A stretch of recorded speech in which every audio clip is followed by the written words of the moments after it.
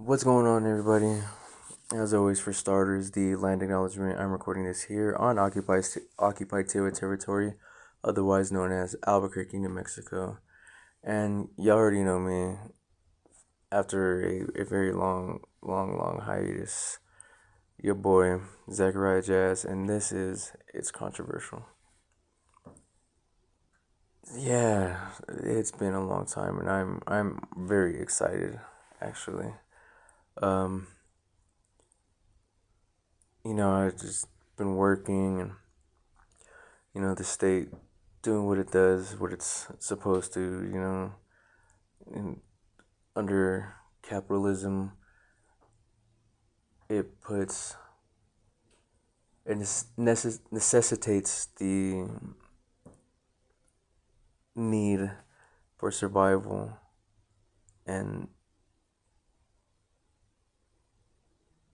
to have, a roof over our head and food on our plates, and, you know, therefore exploiting the working class, exploiting our labor, and hoping that it drains us of all of our energy and any revolutionary action that we would have against the system, you know. And I have to say it's definitely worked against me, you know. Since I started working, I haven't been able to find the energy to, produce anything. But I want to get back into the swing of things and, you know, get back to delivering y'all some controversial content. So today, I'm going to, talk about the revolutionary work that I have been doing. For those of you on YouTube, you'll be able to see part of it visually. For those listening on Patreon, you're just gonna have to miss out and listen to the explanation of it. But no, I'm just kidding. I'll drop the YouTube link in the description on my Patreon. So, the last few months, I've been working, closely with the UnHoused community, with a small collective of like-minded individuals that I've been very fortunate to work with. We've been providing them mutual aid. So we've been making these little heaters. They are fueled with 91% isopropyl alcohol.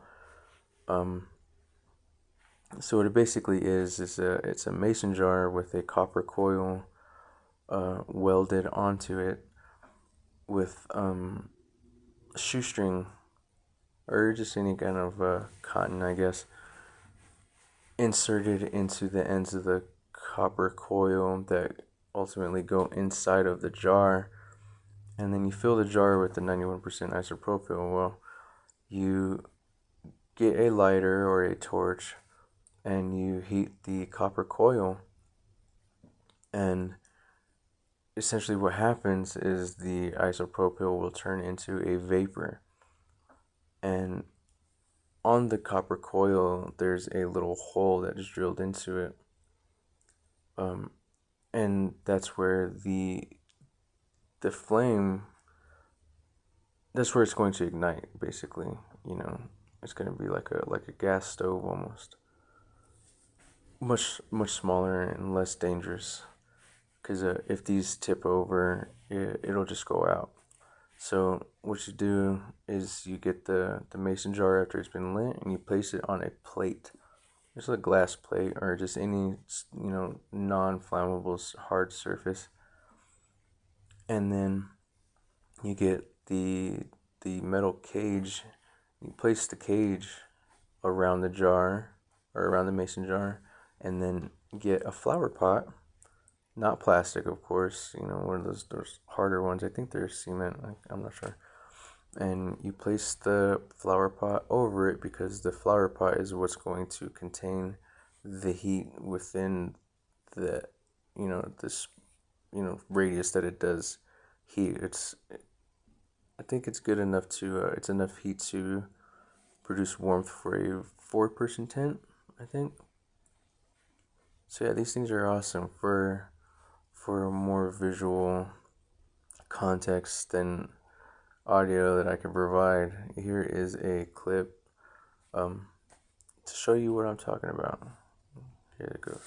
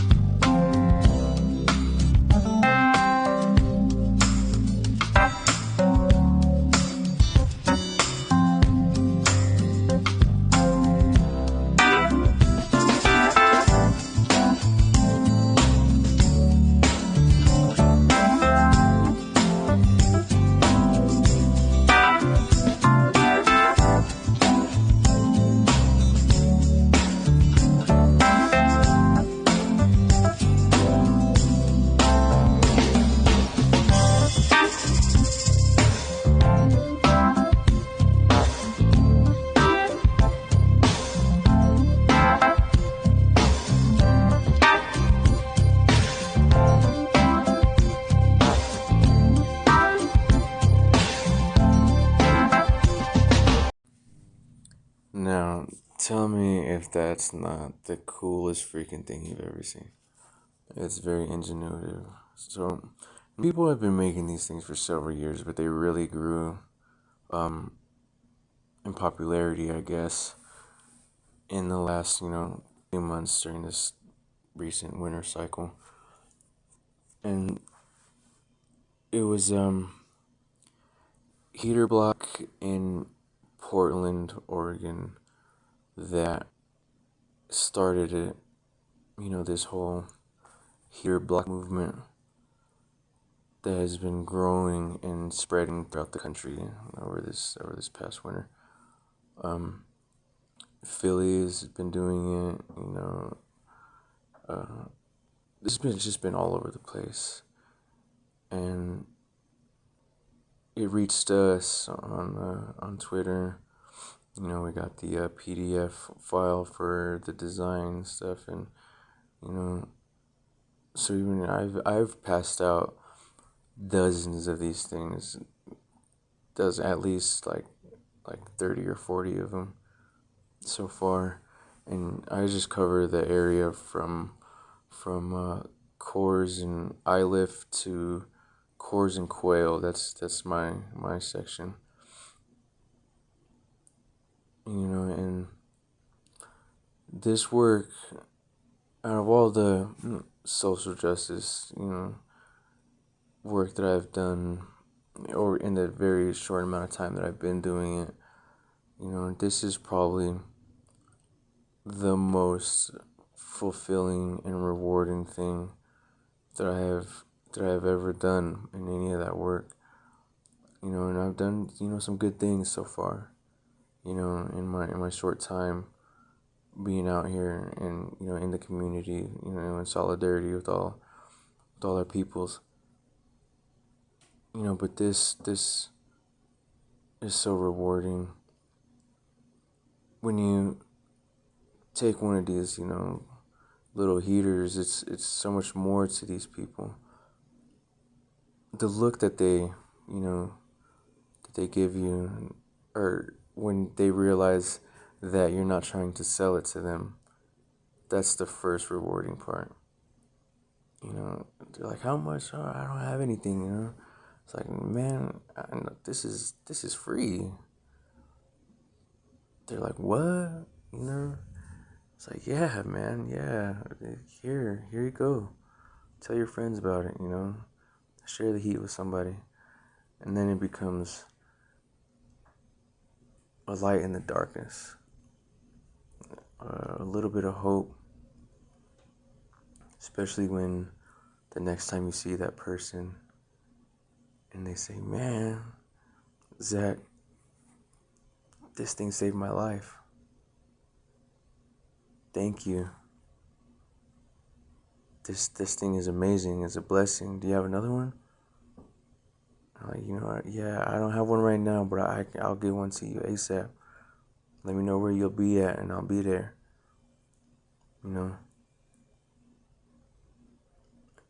and it's such a rewarding feeling,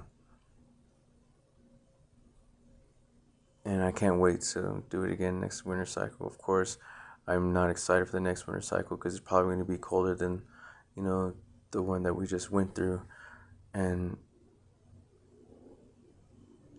a lot of people are going to be cold. A lot of people are going to be in need. So if you want to work on it, holla at me. Let's get this project working. Let's get it done. Because we definitely need more people. We need more people that are able to make these heaters. You know, my poor friend, man. I'm sure his hands are about to fall completely apart. It's COVID and everything. We couldn't all like really get together and have a little shindig and bust some of these fuckers out. But yeah, so I gotta thank him. I won't say his real name, but Alf is what we call him. Gotta thank, big shout out to him. And everything that he's done for this project. It wouldn't be possible without him. So thank you, brother. I appreciate you and I love you. Yeah, and so aside from the little heaters, uh, I've been doing what I can when I don't have those. Taking people some socks. Some first aid kits. Anything that I can. You know, building relationships. These communities being that a light in the darkness for these people. And I built great friendships with a lot of these folks. And one of those people is somebody. When I first started my work with the Unhoused, I interviewed uh, a man named John, who is one of my neighbors. He's been camped in this area for some like 4 years, and he had given an interview to KOB for KRQ. I can't remember which freaking one it was, but they had given him an interview because his camps kept popping up, getting a little bit larger, and people in the neighborhood were getting angry because of the bridge, right there that they don't even cross. And so I went out there and I got their story. I got John's story and stuff, and another man by the name of Lucky Romero.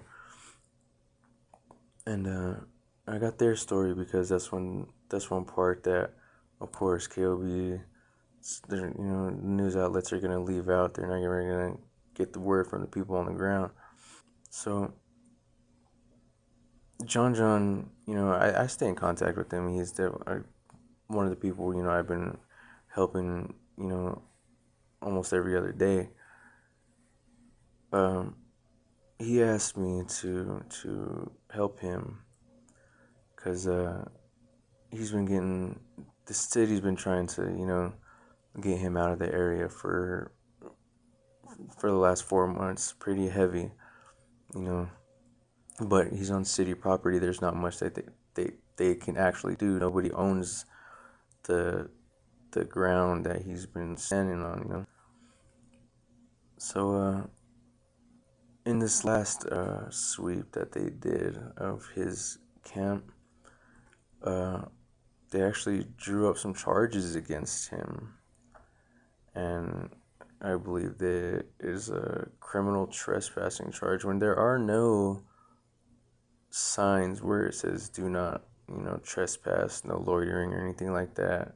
There's no do not camp signs over here. It just says there's one sign over there that says any criminal activity taking place here can be, or we can use the cameras in the area to, monitor any criminal activity if it does take place or some shit like that. I can't remember exactly what it says.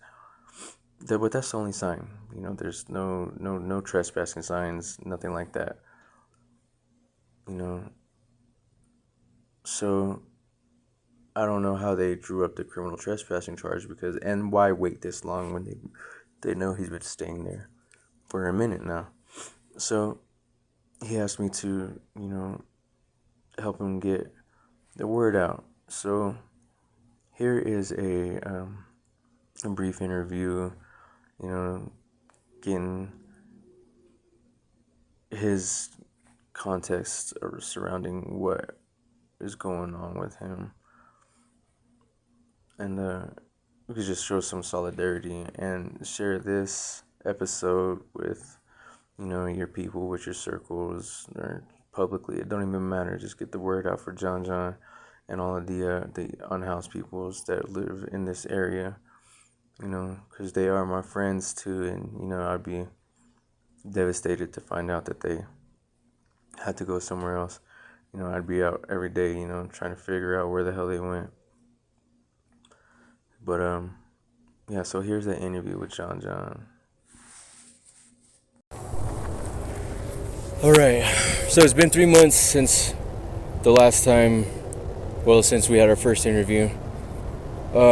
Catch me up a little bit on what's going on with you since then, how the city has been, pushing to, get you out of the area and keep sweeping you guys, how hard they've been working to get you out of here and stuff. Well, once I was on, I dug my hole. The city was actually working with me. Your hole. Tell me about your hole. I had a 8 foot deep by 12 foot wide by 6 foot wide little hole in the ground that I dug up. It was completely underground, right? Yeah, it kept me warm during the winter. Okay.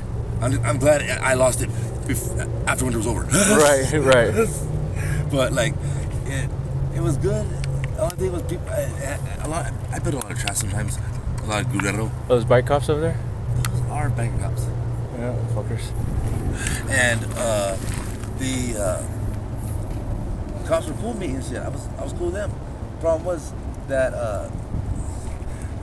there was riffraffs that came by and messed it up.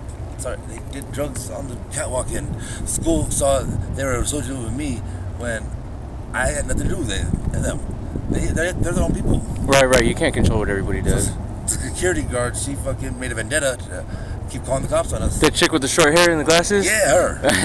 Actually, I have a funny story about her real quick. The other day, I was coming back. I had a meeting at work, and I saw her. She was not even facing the school. She was smoking a cigarette on her phone. So I walked up behind her, and I was like, "Hey, somebody's walking into the school right now." She's like, "Oh my God, for real?" I was like, "Just kidding." Yeah, she basically doesn't pay attention to school. She pays attention more about us.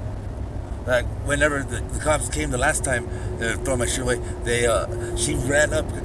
They buried my hole twice. I redug it up, and she ran up to the hole, pulls the tarp off, and goes, "See, officer, there it is, out there." And then tells me, "I've never seen you before." I said, "Why do you hate me?" She's like, "I don't know who you are. I've never seen you before. I don't know what you're talking about. Right. I don't hate you." And then she goes to school, like, puts her glasses back on. What are you, Clark Kent? Right. Put the glasses off. I'm moving first. Right. And she made it a vendetta to make sure we can't be here. That it's this interstate catwalk area is considered DOT's property, state property. Mm-hmm. It's also the city of Albuquerque's partial body. Right. But they cannot give a criminal trespass because there's a gray area. If you give me a criminal trespassing, it means any city property. It means the whole city. Right, exactly. So technically you wouldn't be able to be anywhere without, getting a charge. Exactly. And that's why the cops told me 10 times, you can't be here, but they cannot. But they finally gave me a criminal trespass. Right. And I'm from, well, if I go over here still, you can't go over there. That's the city also. You're basically exiling me. Right. Because anywhere I go right now, I get arrested, technically. Yeah.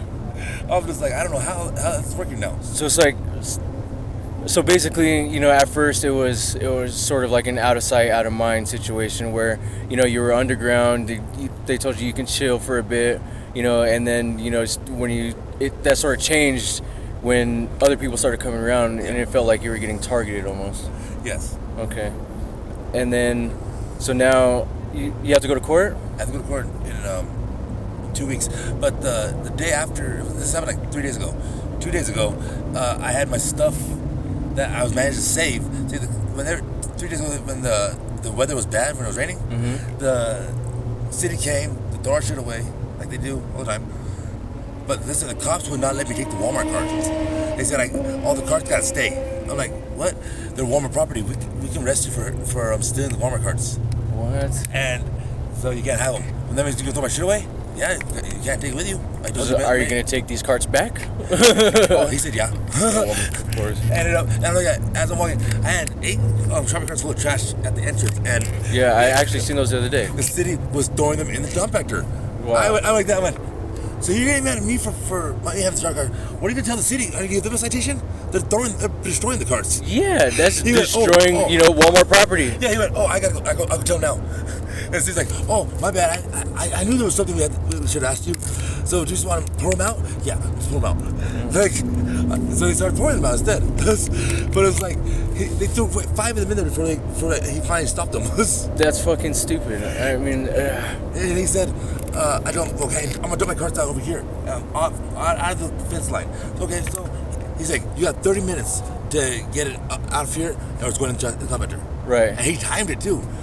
He backed his car up into the school and watched us the entire time. Me and my homies were trying to get all of our stuff. We're all racing to get to the clock. Right. Gets out of the truck, 15 minutes. Right. Goes back in his truck. And I'm like, he's really timing us. Fucking shit, man. I managed to have a rolling cart, a pallet that was really long. I tied it on the cart, put everything perfectly on this cart where it was like a little house I made. And I pushed that. I managed, time, west side, I'm out. He didn't like that shit. No, of course not. Of course Brought not. it over here, and I fought his ass that night. So I ended up going to Coastal Central. And I was there all day. But I had a feeling I had to go back because this is considered still the same property over there. Right. I come back, my cart's gone. Apparently the cops take pictures of it. My shoes look like there was a crime scene happening. I was like, so they think I'm dead? There's a crime scene? And where's my cart at? Well, they tried to save it. They took it to the other side. The bitch over there at the school, security, called the cops again, saying that we were back. So the cop came, and when they said they knew it was mine, they were like, oh, hell no. This is John's, we're throwing it. He personally called the waste management, and they came in within 20 minutes, threw my cart in the dumpster. Right. He knew it was mine, and he automatically said, no, it's doing throw. Because she was trying to take your stuff with you because you weren't here, right? Yeah, to save it. Okay. They told her if you take, hey, Christina, how exactly did the cop tell you about saving my stuff?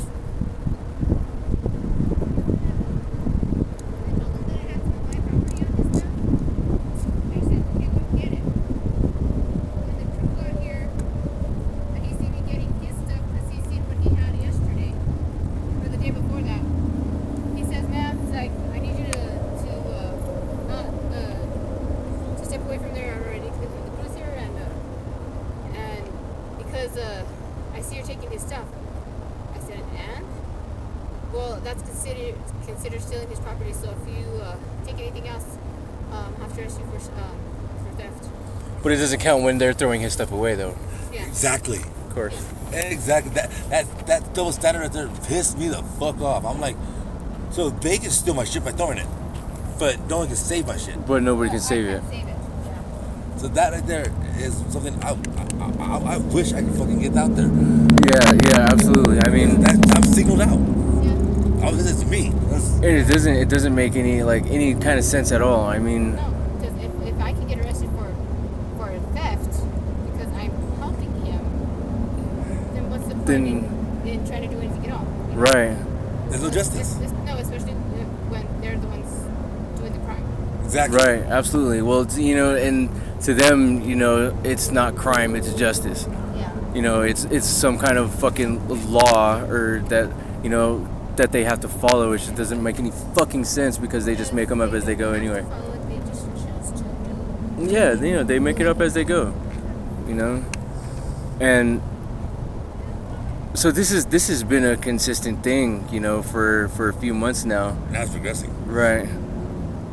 And at first, it seemed like, a couple months ago when they came and tried to sweep you guys, the waste man or city waste department, whatever the fuck they're called, they seem, cool. They're like, yeah, no, John's cool. He always tries to work with us, try to clean up and stuff, da da da da. And then now it's just Like, no, fuck John. Basically. Yeah, it's bullshit. You know, you can't help what other people are gonna do around you. So, what are you gonna do once your court comes? Are you gonna represent yourself? I'm gonna represent myself, yeah. Okay, God, that's probably God the best taught me way a to bunch of go. law books. Okay. I found criminal law, I found a book of citations, and civil laws. Okay. Apparently, a junior paralegal lost her apartment. Right. So they threw it away by John Brooks. Okay. So all her criteria was there. Right. Oh shit. Oh, that's what's up. God Yeah. taught me Fuck yeah. Word. You know, I might know somebody that could help you out too pro bono. There's a legal spaces right now, in my opinion, that been fucked. That I know that there's some laws being broken. Right. On their side. Right.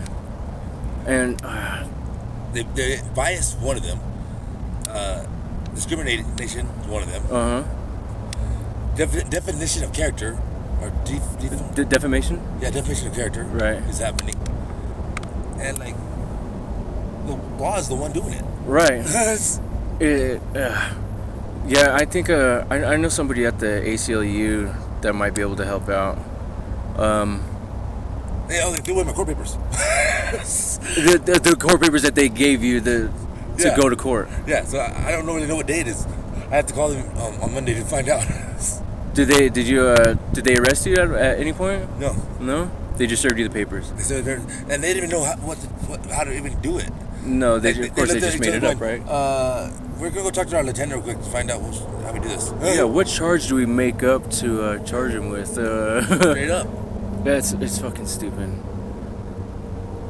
What day is that? When it happened or when it supposed to be? Well, when do you have it? I don't know. I gotta go on Monday. Oh fuck. I know that it's 2 weeks from 3 days ago. Okay. So what's your plan? You know, after this, do you plan on staying in the area until they come and try to CP you again, or? Oh, I'm staying there, of course. Okay. But like I'm going down Don't let them that fuckers. way. Don't let them fuckers. You know, push you out. Are you going down that way? All the way to the very end. Okay. Yeah, I was actually been wondering why nobody has been camping there yet. I've been wondering that too. I'm gonna try it out. Like the trees over there, like the far end one is perfect. Like it has like enough sleep slope that goes like as far as the fence here. Right. And the tree has a lot of cover and it's growing now, so the leaves are growing. Right. So like I'm just digging inward. Okay. And then I'm gonna put a tarp over it. Oh, you've already started. Oh yeah. Oh, okay. Cool. Because I know I can't be here for too long. Right. The cops came earlier already. Really? Yeah. Like, What did they say? It? And I'm like, now I'm your cell. Yeah, thanks for letting us use your lawn, dude. Straight up. Yeah, fuck the city. You know, and I think it definitely took them so long to even get to this point, just because, you know, the operational function of the police anyway is to protect property. That's all it is, and to protect, you know, business and shit. That's why they have this organized crime task fucking aides. Yeah. That's what they are. They to assist the public, and I, in my opinion, don't need any assistance officer. Right. You tell them that, and they have to leave. Yeah. Then they'll think of some. They'll look at you as they're leaving, going, "What can we walk up to them again?" Do I smell some weed or something? Too bad that one don't work. Exactly. It's not legal now. So Yeah. that's first. They'll literally they have no choice. You tell them, I don't need your service. You're an aide. Bye. And they have to walk away. Right. No matter what. That's the law. Absolutely. So they're like, broken headlight, go back home. Yeah, no. At that point, they instigate, they harass, you know, and they try to, you know, incite something at you to incriminate yourself. There's a thing called there's a YouTube channel called Flex Your Rights. Yeah. I've heard of that one. And it shows you what you should do, the proper way to talk to cops. If you talk to them all hood or talk to them like it, you're gonna get fucked. Right. They automatically stereotype you. If you talk to them calm, relaxed, the whole thing, there's nothing they can do. They're gonna try to fucking make you get angry. Right. But there's nothing they can do to you as long as you stay calm and collect. Yeah, and you know, if you don't want to say anything, make sure that you verbally express that you're using your right to remain silent. You know, if that's the route that you want to go, you don't want to answer questions and shit. Yeah, you gotta make sure you say that shit. First Amendment. Yeah, you don't have to. What law do you accuse me of committing? You know. What did I do? Break law? I didn't do nothing. And how many times have they came by? You know, just in the past few months, at least a few dozen, huh? 10 times. That's what Garcia told me. Officer Garcia. He's like, we've told you 10 times. I'm Damn, like, he's really keeping- 10? yeah, I he- thought it was more than that. He must be keeping a fucking log, like a personal log of that They shit. kept a log on my ass. Fucking A. He's like, we told you 10 times now, and you still are here. It's Like, you can't get me off of city property, dude. There's no trespassing sign. Right. I don't come to the whole Yeah, fence. I come from down there. The only up here. sign that is over there says that, like, any criminal activity that is being conducted in the area, we can use the cameras in the area or some shit like that to Yes. use against. That's the only fucking thing that there is. There's no trespassing, no loitering, whatever the fuck, you Exactly. know? It's Okay. a great, and plus, it's not city, it's DOT, Department of Transportation. This is their property. Right. So they have to be the ones to come in and take care of it. And they finally did. They brought the back home.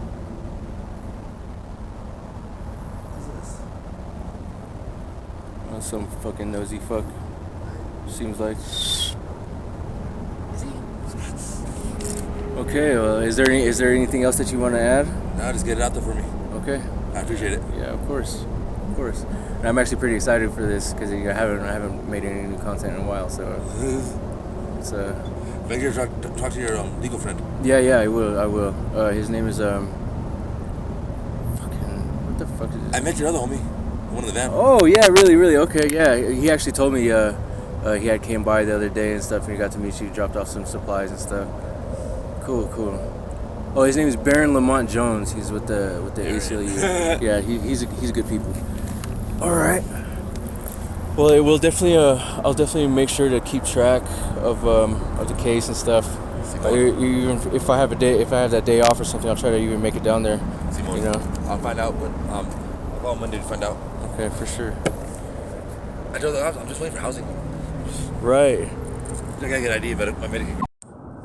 So there you have it, folks. Quick little interview with John.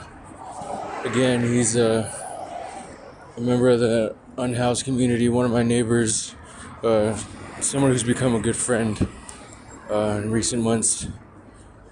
And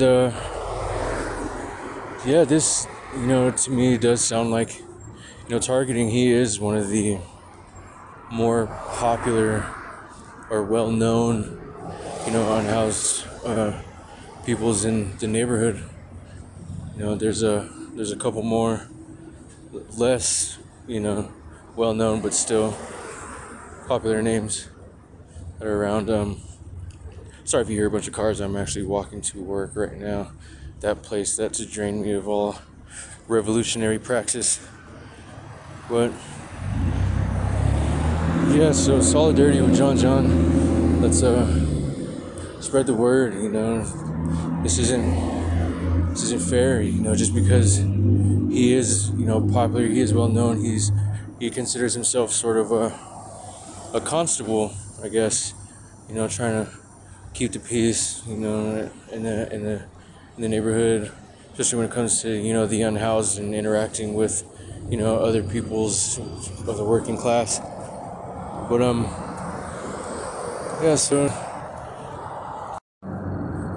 again, it's been a while since we talked, and my time away, I've sort of grown in my political theory and political praxis and study. Before I was sort of undecided, I was just say I'm still in study, which I am now, but no, I know what I'm leaning more towards now, especially when it comes to, my work with, the Unhoused Mutual Aid and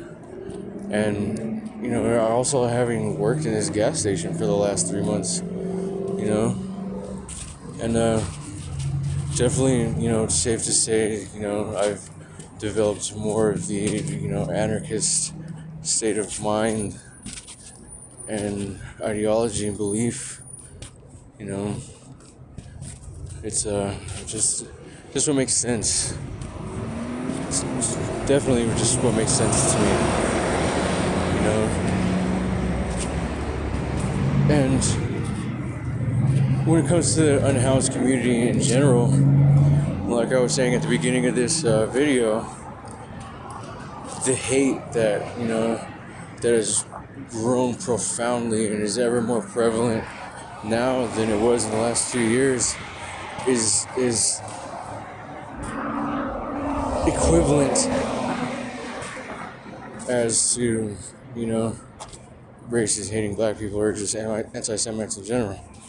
And it's, as a black person, I gotta be above that shit. I gotta lead the way with love and mutual aid. It's the only way we're gonna make it. As more and more people start to realize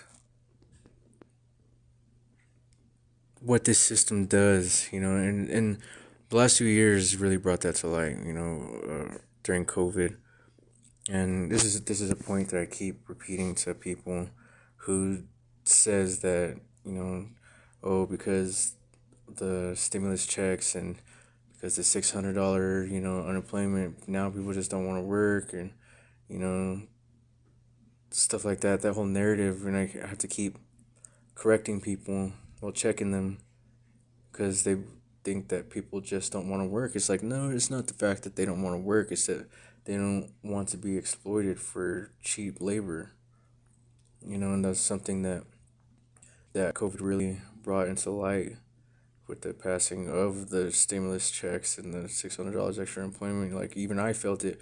I was making more money on unemployment than I was at my, you know, 13 an hour job, getting overtime every week. I was making a lot of money at Hooters. But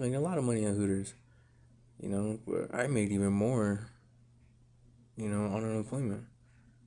So that really shed light on how exploited we are as, the working class. And as more and more people start to acknowledge that and realize it, and the system starts to crumble because of that, the more we can work together to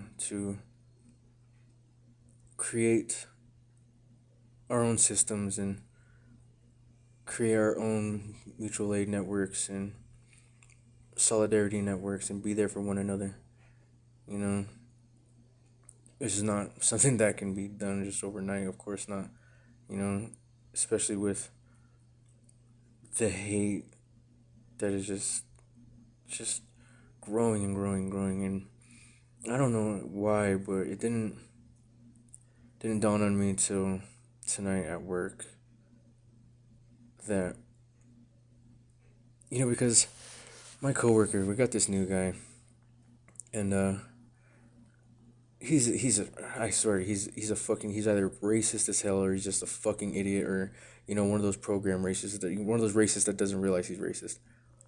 I don't know how they exist, but they do, And one of my other coworkers, she's black, and this lady came in. She was whining about quarters or something like that, $1 in quarters, to one of my other coworkers who's a black dude, and they were getting frustrated with each other, and she dropped the bomb on him. You know what I mean? Dropped the N bomb on him, and he got mad. And this other new guy, he's training to be assistant manager there, and he was trying to tell my black coworker, trying to tell him that he needs to calm down, and this, that, and the other. And I'm like, what? Not like really having his back. You know what I mean? And we had a work meeting the other day, and I told him, I was like, man, you're gonna be a assistant manager. I need to say this. I need to know that if some racist shit goes down, that you're gonna have our back. Half of the workforce in this motherfucking gas station is black or colored in some way. We have one indigenous dude. That's my boy. That's my homie right there. I work with him a lot overnights. But and he said, yeah, of course. Then the following day, he's talking to one of his friends, I guess, a customer that came in when him and my GM were coming to relieve me. He said, did y'all decide on a baby yet? And she was like, yeah. And then he's already, oh, there's probably some fucking crazy ass black name in it. Like, man, this motherfucker, dude. And then come to find out he's a Trump supporter. But, you know, he, tonight, he likes to say things in front of the unhoused community, members of the unhoused community deliberately, and he says it, he raises his voice and he gets real loud every time he says something, bigoted towards or about, unhoused peoples. And, at that point, everything just kind of snapped in my head. And I don't know why it took me so long, but, you know, my employees won't, let the unhoused use the microwave anymore. I do. I don't give a fuck. Like, I was like, yeah, dude, go ahead before any one of my coworkers can say anything. I'm like, yeah, go ahead, use the microwave. You're good. You know, go ahead, man. And there's little things like that, or they know that this person is a regular, comes in here all the time. We sold to them before, and all of a sudden they don't want to sell them cigarettes because they ain't got an ID. All of a sudden, it's just little things like that, and they're letting them use the bathroom, which I get it. They sometimes they come in and they fuck up the bathroom and it smells like their blues and shit. But sometimes they genuinely need to fucking use the bathroom. And it's oppression right before my eyes. Like, this man is hungry. He can't eat, dried fucking noodles, or something like that, or frozen fucking burrito, you know. Like, what the fuck is he supposed to do? Let that man use a goddamn microwave. And that's just, even that little thing right there is oppression. It's like, during the Reconstruction period after the Civil War and stuff, and, you know, whites not letting black people come use the neighborhood pool or something like that. That is oppression. It's it's bigoted fucking racial bias oppression. And I got sick to my stomach. I was like, wow. It was right before my eyes every fucking day by one of my coworkers or something. And it's fucking horrible. And I was damn near in tears, and I was in the cooler. And I usually always work the cooler. I hate when anybody else besides my indigenous homie going in there and working the cooler. Um, so I was in there, and I had to pause, and I was taken aback by it, by this realization. And I was like, damn. Like, they, like me, a lot of my coworkers was up in arms about the whole racist thing that happened. But they turn around at the same time and are fucking hateful towards the unhoused community. And that just is controversial all on its own. I don't get it. And one of my general assistant managers, she's black, and she fucking hates them. She hates the unhoused community. She hates them. She can't fucking stand them. I'm like, I don't get it. You know, all my coworkers, they go through all these things with unhoused all the time, catching them stealing or whatever. And I'm like, you know, I never have no incidents. I have no problems when I'm on the clock. Nothing ever happens during my shift. Like, y'all want to know why? Because I treat them like people. Because I'm cool with them. I'm nice to them. I say hi when they walk in the door. I don't dog them. I don't try to intimidate them. I don't follow them around the store. If they don't have enough money for something, I'll pay for it. Or tell them, you know what, don't even worry about it, dog. You good? Or, hey, it's cold outside. You need a hot chocolate? Let me run inside to get you one. I can't let you inside, fucking policy, whatever, but let me bring you a fucking hot chocolate. That's when I'm by myself. I can't let nobody inside. But, it's because I treat them right, and I treat them with respect, and I treat them with love. I treat them how I want to be treated. And, they give me that same respect back. Because you go around not giving a fuck about them. They're not gonna give a fuck about you or what you think. They don't give a fuck. You know that you don't care, so why should they, you know? And it's all part of the programming that the system has created, that this pursuit of some fucking American dream. And I was talking to the other night. I was on my way home, and I ran into one of my friends. You know, he's unhoused, uh, and we was walking back towards Coors South. You know, we are crossing the bridge and stuff from my work, and fuck, I forgot. I lost my point.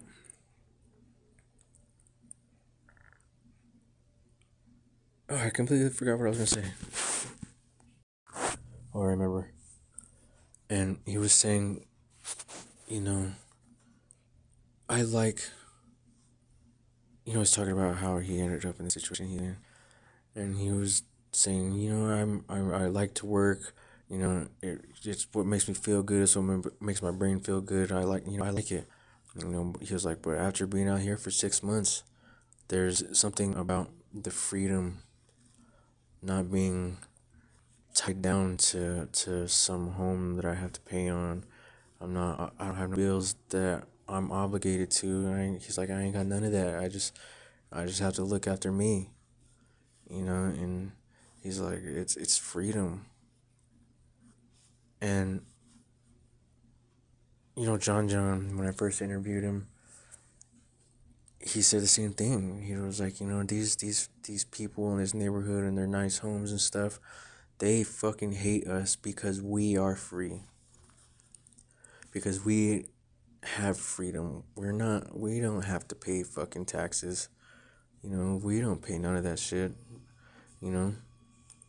And he's right, because these people, especially conservatives, they go on about their liberties and their fucking constitutional rights and their freedoms granted to them by their fucking slave owner forefathers or whatever the fuck, and they talk about being free.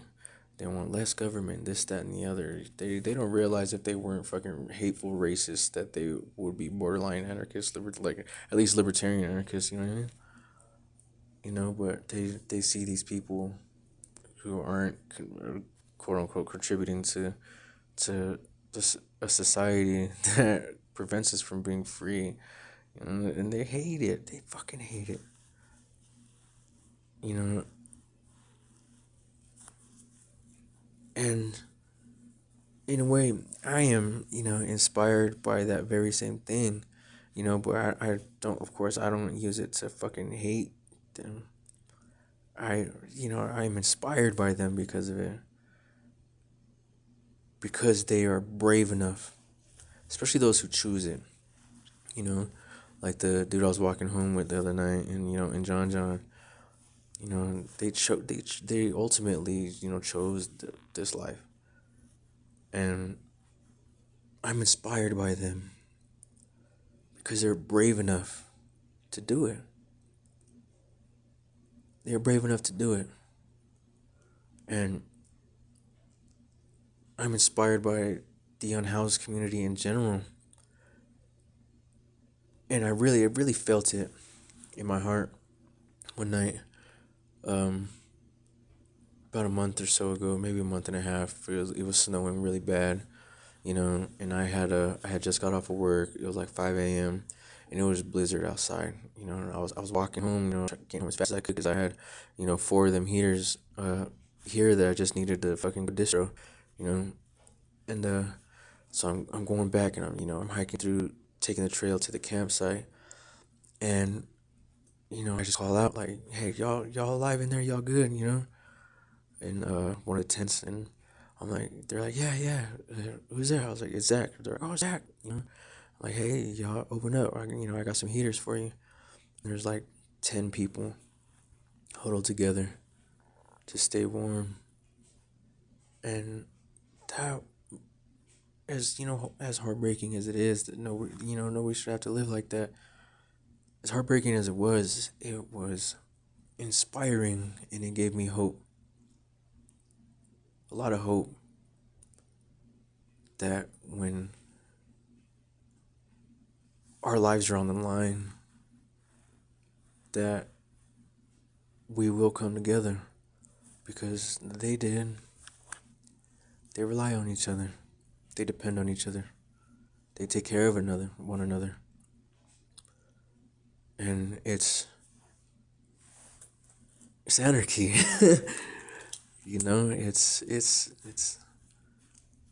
It's anarchy. They live systemless. They live for one another. They help each other.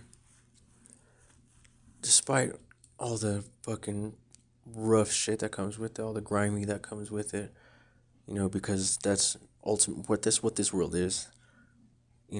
Whether, you have a 9 to 5, or, whatever the fucking case is, you're grimy in some way, and that just comes with it. That comes with this life, especially under a capitalist system that only benefits, those are going up, and those who are at the bottom can't get up, you know. And it was just motivational. It made me want to do even more to try to ease some of that for them as much as I can.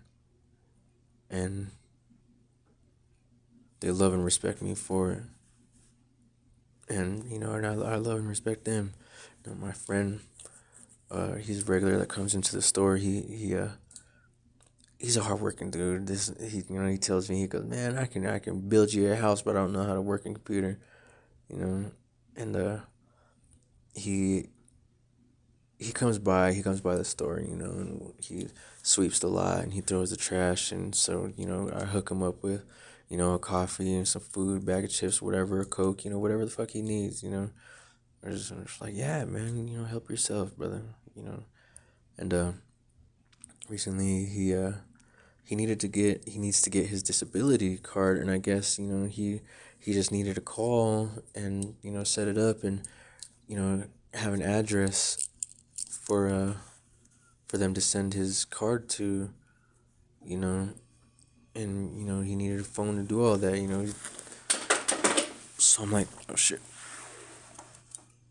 So I'm like, man, I was like, give me a couple weeks, brother, and, I'll buy you a phone. I'll go to Walmart, and, I'll get you one of them little cheap $30 phones with a cheap, $20 phone plan. So, I got him this little nice ass flip phone. Man, I wish I had that flip phone. That is a nice flip phone. I mean, using the internet on it is frustrating as hell, but it was a nice flip phone. And I've been waiting there days and days for him to come in, because I told him, I was like, man, be at my work, be here tomorrow, at my work. I was like, be here tomorrow, I'm gonna have that for you. I didn't end up seeing him for a few days, and then I was like, Andy, and I'm waiting for you, bro. Like, shit, look, I got something for you. He's like, what? It's like he forgot or something. I handed it to him. He's like, oh, a phone, He's like, you got me a phone. I was like, yeah, man, I got you a phone. And I let him, I texted him my address. I was like, yeah, I mean, whenever you get that figured out, dude, just send it. You can send it to my address, and I got you. You know where I work. Now you know where I live, dude. Like, I'm not gonna do you wrong. And there's one other customer in the store. And he was like, look, you bought me a phone. So happy.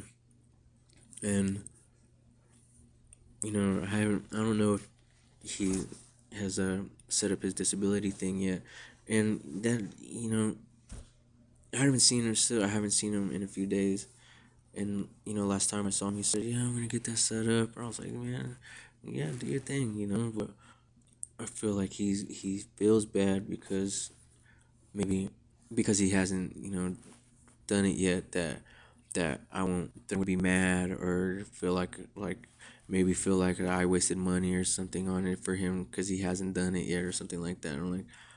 And I wish I could, he would come through, to work. And I don't personally don't know where he camps at, so I can't go to him or anything. And I just want to let him know, if he opens up with me and tells me like, I'm sorry, brother, I haven't done it yet. Like, man, I don't care, dude. Like, well, of course, I care because I care about your well-being, and I want you to have some money in your pocket. And I want you to, feel better. Get some housing. Get whatever you need.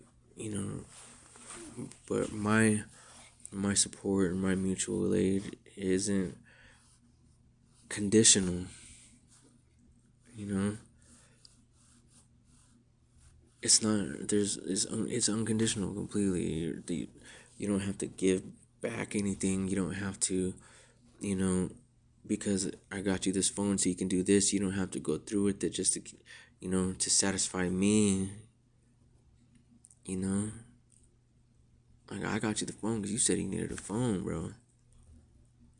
So so I'm like, all right, I got you, and that's what it is, and like I don't know, it is, it's all love though, and that's what this system has, ultimately programmed us to feel, to believe is goods in exchange, you know, and that's just, I don't feel like it should be like that. I got him a phone because he said he needed a phone, and I don't expect nothing back. I take the people these heaters, and I don't expect nothing back. You ain't gotta pay for this. Wow, like I would never. This is hope in a mason jar, in a flower pot. This is this is life for another day, or however long. And that is anarchism to me.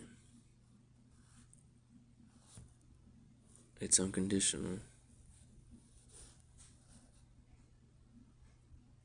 And it says, I'll do for you because you need it. Not because I need something in return. I'll do for you because you're something's missing, and I can help alleviate that without expecting something back.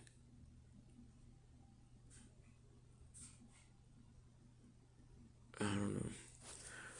I forgot where I was going, but I'm just so disappointed with the world and people around me, and just the blatant hate every day that I hear. It's a world I want to abolish, and I wish I can either make people understand or punch them till they do, because god damn it, it's so frustrating. It's so frustrating. But I feel like there was another point that I wanted to make, but I can't remember what it was. I am tired. I got off work about maybe an hour or so ago. So yeah, I've been chopping up these segments, every chance I get. But I will try to update the channel on maybe like on a weekly or bi-weekly basis. If you would, like to support my work, in my mutual aid work, more specifically, help me help them. You can hit my PayPal or Cash App right here. And I love y'all. I'm sorry I've been absent, but remember, I'm always here. I'm an email away. I'm a phone call away. I'm always around. Hit me up on Facebook, Zachariah J. Smith. You know, hit me on Twitter, Grouchy Bastard Blackariah. But I love y'all. Please take care of each other and treat people how you want to be treated. Don't marginalize somebody else. We have to be above it. We have to love each other and give unconditionally. Give because they need it, and you don't expect something in return. That's how we prosper. That's how we move forward. That's how we work together. That's how we live for one another. There's no more I. There's always and ever has been an us. And that's how we're going to make it through this. That's how we're going to see it to the other side. Together. I love y'all. We protect us. Uhuru.